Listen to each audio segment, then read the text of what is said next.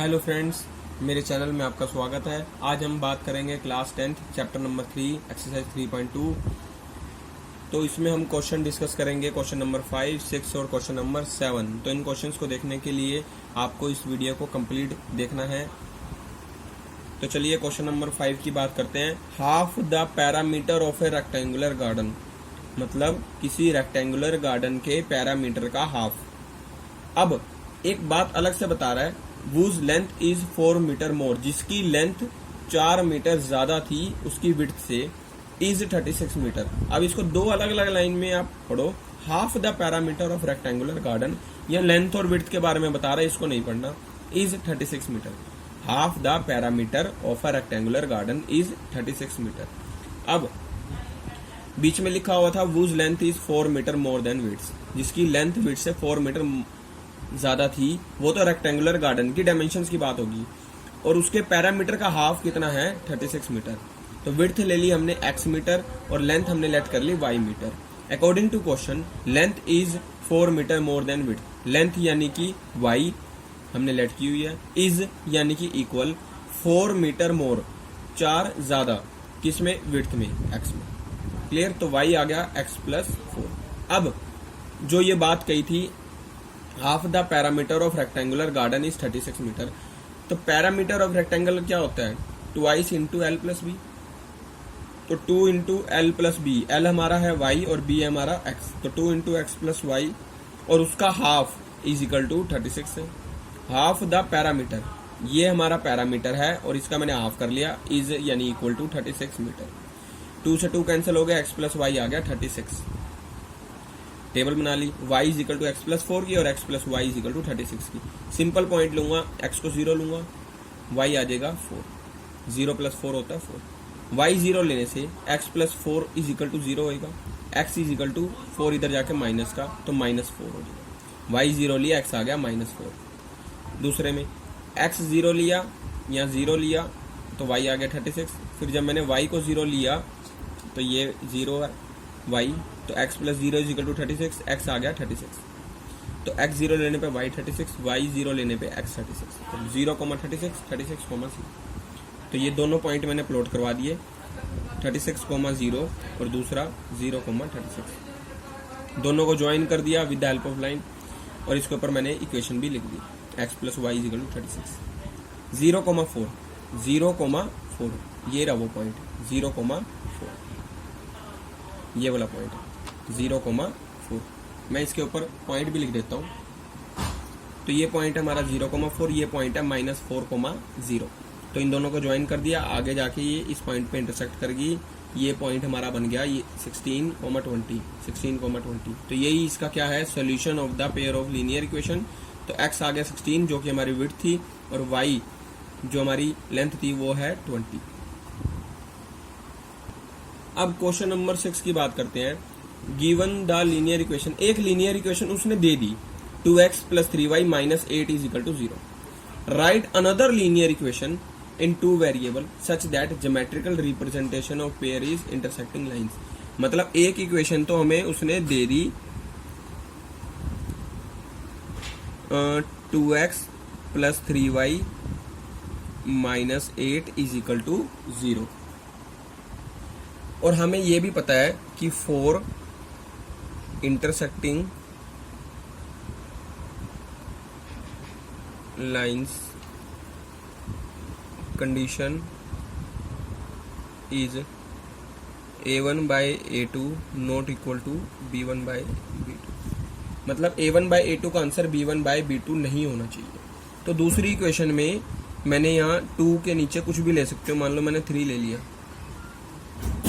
Late second line B 3x ले लिया, तो 2/3 आ गया। अब अगर यहाँ पे मैं यहाँ पे प्लस में 5y ले लूँ तो 3/5, 2/3 3/5 के इक्वल नहीं होगा। यहाँ पे कुछ भी ले लो जो आपके मन में आता, 7, 1, 3, 9, कुछ भी जो आपके मन में आता वो ले सकते हो, इक्वल टू 0। तो अब आप चेक कर सकते हो, a1 बाय a2 क्या है, 2/3, और b1 बाय b2 कितना है, 3/5। तो A1/A2 नॉट इक्वल टू आ गया B1/B2 के। आप चाहो तो अनदर एग्जांपल भी ले सकते हो, मैं यहाँ अनदर एग्जांपल ले लेता हूँ। 2x + 3y - 8 = 0, ये तो हमारा पहला था। दूसरे में अगर आपने मान लो 2 का यहाँ 4 ले लिया तो 2/4 1/2 आ गया, और आपने यहाँ 6 ले लिया तब भी 3/6 आ गया 1/2। आप कहोगे ये तो दोनों सेम आ गए, बीच में अगर माइनस ले तो डिफरेंट हो गए। ये भी एग्जांपल ले सकते हो, कुछ भी आप एग्जांपल ले सकते हो। यहाँ पे तो कुछ भी जो आपके मन में है वही लो। तो A1/A2 हमारा आ गया 2/4 1/2, B1/B2 आ गया हमारा 3/-6 माइनस का 1/2। तो A1/A2 नॉट इक्वल आ गया B1/B2। ऐसे ही हम पैरेलल लाइंस का करेंगे। तो 2x + 3y - 8 = 0। हमें पता है 4 parallel lines condition is A1/A2 equal हो B1/B2 के, नॉट इक्वल हो C1/C2 के। तो इसका एक बढ़िया आइडिया बताऊंगा मैं आपको। A1/A2 हमने दूसरी इक्वेशन 2 का डबल ले लो 4, 3 का भी डबल ले लो 6, 8 का डबल लेना है या ना लो वो आपकी मर्जी है। चलो डबल भी ले लिया, लेकिन यहाँ साइन चेंज कर देना ताकि लास्ट वाला सेम ना आए। A1/A2 2/4, B1/B2 3/6, ये आ गया 1/2, ये भी आ गया 1/2, और C1/C2 कितना आ गया -8/16, कितना आ गया -1/2। या 2 का डबल करा था 4, 3 का करा था 6, और यहाँ पे कुछ भी ले लो 7, 8, 9, 10, 11, 12, ठीक है, कुछ भी ले सकते हो। लेकिन अगर 16 ले लिया तो यहाँ पे प्लस कर देना, साइन चेंज कर देना, अदरवाइज -8/-16 1/2 हो जाएगा। क्लियर? उसके अलावा कुछ भी नंबर ले सकते हो। 16 के अलावा जो मर्जी नंबर ले लो, उसमें साइन भी चेंज करने की जरूरत नहीं है, या माइनस भी ले सकते हो। तो ये हमारी कंडीशन सेटिस्फाई होगी। तो हमने इसमें यहाँ ये जरूर लिखना है, लेट सेकेंड लाइन। तो क्लियरली A1/A2 इक्वल है B1/B2 नॉट इक्वल है C1/C2। अब थर्ड में कोइंसिडेंट लाइंस लेनी है हमने, तो मैंने लेट कर ली सेकंड लाइन। लेट करने से पहले कंडीशन हम पढ़ लेते हैं फॉर कोइंसिडेंट लाइंस क्या होती हैं। A1/A2 equal to B1/B2 equal to C1/C2। तीनों का ही डबल ले लो। 2 का डबल 4, 3 का डबल 6, यहाँ प्लस है तो यहाँ भी प्लस लगाओ, यहाँ माइनस है तो यहाँ भी माइनस लगाओ। 8 का डबल 16। तो A1/A2 आ गया 2/4, कट के आ गया 1/2। B1/B2 आ गया 3/6, कैंसिल करके 1/2। C1/C2 -8/-16, कट करके आ गया 1/2। तो clearly A1/A2 is equal to B1/B2 is equal to C1/C2। या आपने अगर अनदर एग्जांपल लेना तो वो भी मैं चलो नोट करवा ही देता हूँ। ट्रिपल ले लो इसका, 3 to the 6, यहाँ प्लस है तो यहाँ प्लस लगा दिया। 2 3 the 6, 3 3 the 9, 8 3 the 24, यहाँ माइनस है तो यहाँ माइनस।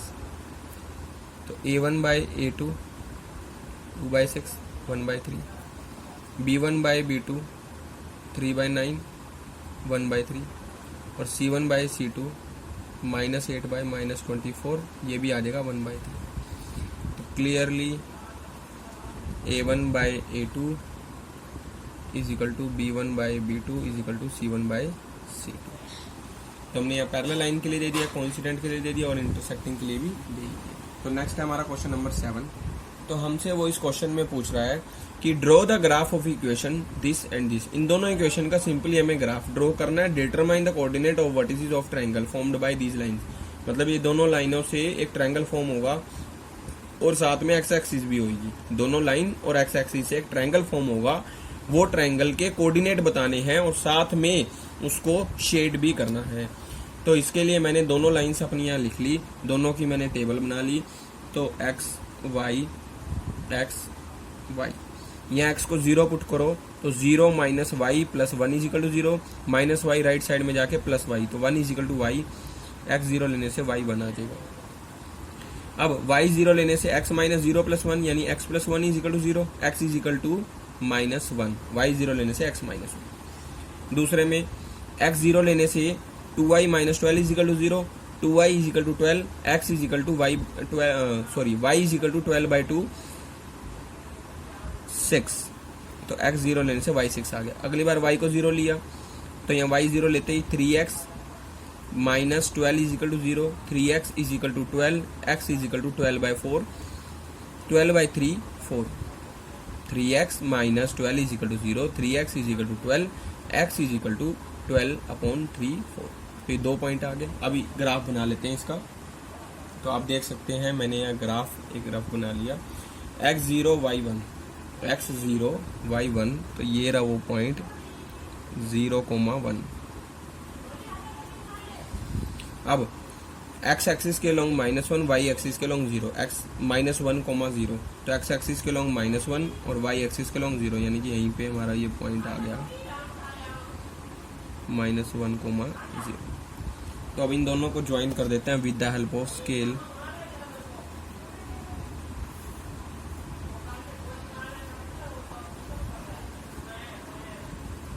तो इसको अभी हम एक्सटेंड करेंगे, तो अभी इसको एरो नहीं लगाते। तो ये हमारी इक्वेशन है कौन सी, x माइनस के y प्लस के 1 इज इक्वल टू 0।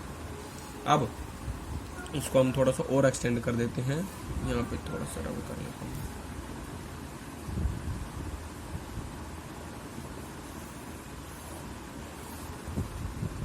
अब दूसरी है x0 y6, x0 और y है 6, तो ये ऊपर ये पॉइंट हो गया हमारा।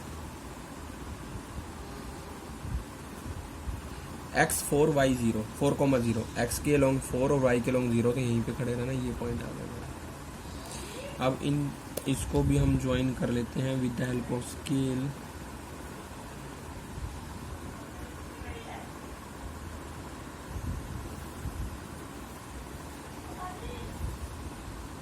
ये हमारा पॉइंट आ गया।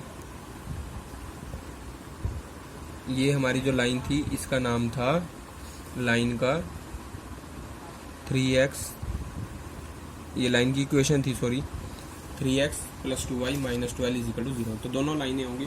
अब ध्यान से देखना आप, इससे एक ट्रायंगल फॉर्म हो रहा है, दोनों लाइनों से ट्रायंगल फॉर्म हो रहा है। एक ट्रायंगल इधर है और एक इधर है, लेकिन उसने बोला है कि दोनों लाइनों का और एक्स एक्सिस से मिलके, ये दोनों लाइनें और एक्स एक्सिस से मिल गई, ये दोनों लाइनें वाई एक्सिस से नहीं, दोनों लाइनों का एक्स एक्सिस के साथ जो ट्रायंगल बनेगा, तो ये वाला हमारा ट्रायंगल का शेडेड रीजन हो जाएगा। ये हमें रीजन पूरा शेड करना है, तो आपको पेंसिल से पूरा शेड कर ले। तो ये मैंने ट्रायंगल को शेड कर दिया। ट्रायंगल का एक पॉइंट तो ये आया -1,0, एक तो हमारा ये पॉइंट था, और दूसरा पॉइंट तो ये क्लियरली नजर आ रहा है, ये पॉइंट मेरा क्या था 4,0। अब तीसरा पॉइंट, तीसरे पॉइंट के लिए ध्यान दो, ये लाइन इसको मैं इधर ऐसे ज्वाइन कर दूंगा, तो ये आ जाएगा y का कोऑर्डिनेट 3 और x का कोऑर्डिनेट यहाँ से ऊपर 2। तो इसको आप ध्यान से देख सकते हैं, ये पॉइंट, ये वाला पॉइंट x एक्सिस के लॉन्ग हमने 2 मूव किया और y एक्सिस के लॉन्ग हमने कितना मूव किया 3। ये देखो, ये 3 वाला कोऑर्डिनेट है, तो ये पॉइंट मेरा आ गया 2,3, x के लॉन्ग 2 और y के लॉन्ग 3, तो 2,3। पॉइंट क्लियरली 2,3 नजर आ रहा है। y के लॉन्ग हमने कितना मूव किया 3 और x के लॉन्ग यहाँ पे कितना नजर आ रहा है, ये कितना दूर है x से, तो ये आ गया मेरा। अब अगर किसी को पॉइंट नहीं पता चल रहा, तो अगर इस पॉइंट का डिस्टेंस देख लेना है x एक्सिस के, तो y कोऑर्डिनेट है 3, और अगर डिस्टेंस y एक्सिस से देखते हैं तो वो है हमारा x कोऑर्डिनेट। तो क्लियरली अगर हम ग्राफ में बनाएंगे तो आप उसको अच्छी तरह समझ जाओगे, ये पॉइंट है हमारा 2,3। तो मैंने ये लिख दिया है, coordinates of triangle formed by these two lines and x axis are -1,0, 2,3 and 4,0। अगर वाई एक्सिस के साथ कहता तो ये 3 कोऑर्डिनेट बनते हमारे, ये 3 कोऑर्डिनेट। एक्स एक्सिस के साथ पहला ये, दूसरा ये और तीसरा ये, -1, 0, 2, 3 और 4, 0। एक्स एक्सिस के साथ इन दोनों लाइनों का जो ट्राइंगल बनेगा -1, 0, 2, 3 और 4, 0, ये उसके कोऑर्डिनेट है। So thanks for watching my video. Next video में हम अपने नेक्स्ट एक्सरसाइज की बात करेंगे। Thank you.